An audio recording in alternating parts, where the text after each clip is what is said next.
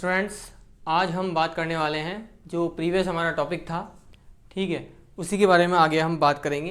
ठीक है, तो लास्ट टाइम में हमने ये देखा था कि जो फिजिकल क्वांटिटी जिनकी डायमेंशंस इक्वल होती है, ठीक है, उनको ऐड और सब्ट्रैक्ट कर सकते हैं। ठीक है, तो यहाँ पे देखिए ये जो हमारे पास इक्वेशन दे रखी है, P is equals to E A W plus B upon C, where P है पावर, E है एनर्जी और W है वर्क। अब आप देखिए यहाँ पे अपने को A, B और C तीनों की डायमेंशन निकालनी है। ओके, सबसे पहले इनको हम लिखते हैं, क्योंकि इनकी डायमेंशन इक्वल होगी तो इन्हें हम इस फॉर्म में लिख सकते हैं। P dimension of P is equal to E A dimension और फिर W डायमेंशन, और अब देखिए W और B के बीच में क्या है, प्लस का साइन है, तो ये भी बराबर हो सकती है, ठीक है, और अपॉन डायमेंशन ऑफ C।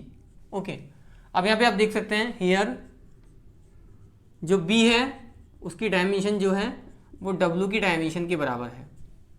ठीक है, तो आप देखिए यहाँ से जो हमारे पास वर्क होता है, वर्क जो होता है वो फोर्स मल्टीप्लाई डिस्प्लेसमेंट होता है। ओके, और फोर्स की डायमेंशन होती है m1 l1 t माइनस 2, और जो डिस्प्लेसमेंट है उसकी डायमेंशन l1 होती है, तो अपने पास होती है m1 l2 t माइनस 2, तो ये होता है पावर, वो वर्क। अब पावर की हम देखते हैं तो पावर होती है वर्क अपॉन टाइम, वर्क की डायमेंशन होती है m1 l2 t माइनस 2 और जो टाइम है वो t1 है। ठीक है, तो पावर जो हमारे पास हो जाएगी, पावर की dimension m1 l2 t minus 3। तो इस तरह से हम ये डायमेंशंस निकाल सकते हैं। ठीक है, और आप ये भी जानते होंगे कि जो वर्क है और जो एनर्जी है उनकी डायमेंशन सेम होती है। ओके, तो आप देखिए जो B है उसकी डायमेंशन वर्क की डायमेंशन के बराबर है, मतलब वर्क क्या है हमारे पास में m1 l2 t माइनस 2, तो ये वर्क की डायमेंशन हो जाएगी। ठीक है, और ये डायमेंशन B के बराबर हो जाएगी। ओके, अब आप देखिए यहाँ पे अपने पास P बराबर ई ए आ रहा है। ठीक है, अब हमें निकालने किसकी है, A की डायमेंशन, तो हम एक काम करते हैं, जो P है इसके नीचे E लिख देते हैं, तो ये जो डायमेंशन होगी ये A की हो जाएगी।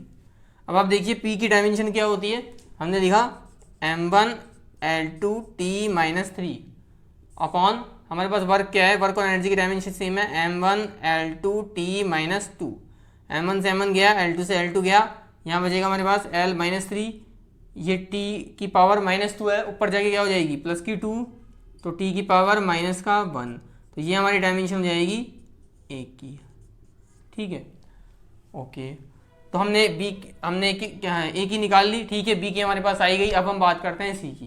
तो आप देखिए यहाँ से हम डायमेंशन जो P की है वो हमारी W is equals to B है, तो आप एक काम कीजिए W ले लीजिए अपॉन C की डायमेंशन हो गई। अब C की जो डायमेंशन होगी वो हमारे पास W की डायमेंशन अपॉन P की डायमेंशन के बराबर हो जाएगी। तो आप देखिए W यानी वर्क की डायमेंशन हमारे पास में क्या होती है m1 l2 t माइनस 2, और पावर जो है उसकी dimension m1 l2 t minus 3। ठीक है, तो ये कितनी हो जाएगी हमारे पास में, देखिए यहाँ पे m1 से m1 गया, l2 से l2 गया, अब t की पावर ये माइनस 2 है और 3 माइनस के ऊपर जाके प्लस का हो जाएगा, तो t की पावर 1। तो इस तरह से हमने B की, A की, देखिए A की और C की तीनों की डायमेंशन निकाल ली। ठीक है, तो इस तरह से आप क्या कर सकते हैं, किसी भी फॉर्मूले से आप क्या कर सकते हैं, किसी भी इक्वेशन से अननोन क्वांटिटी की डायमेंशन निकाल सकते हैं। तो इसको नोट कर लीजिए स्टूडेंट्स। तो देखिए हमारे पास इक्वेशन है y is equal to a sine B X plus C T, ये एक वेव की इक्वेशन है। तो इसके अंदर देखिए y है डिस्प्लेसमेंट, x है डिस्टेंस और हमारे पास t है टाइम। तो हम क्या करते हैं, इसमें a, b और c तीनों की डायमेंशन निकालेंगे।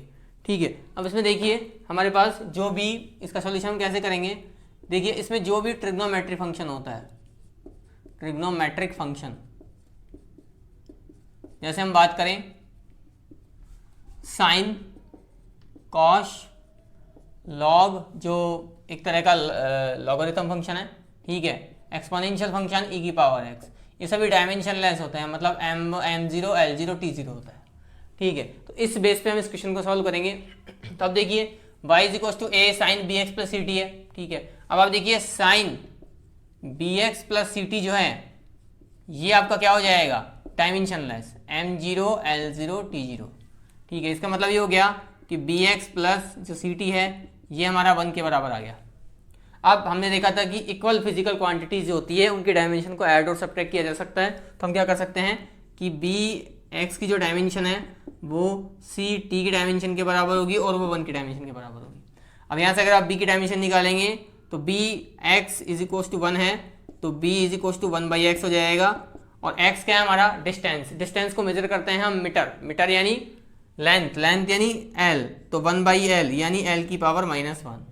इसी तरह से आप अगर इसकी बात करें ct इज इक्वल्स टू 1 है तो c is equals to 1/t हो जाएगा, और टाइम की डायमेंशन t होती है तो ये हो जाएगा ऊपर जाके t की पावर -1।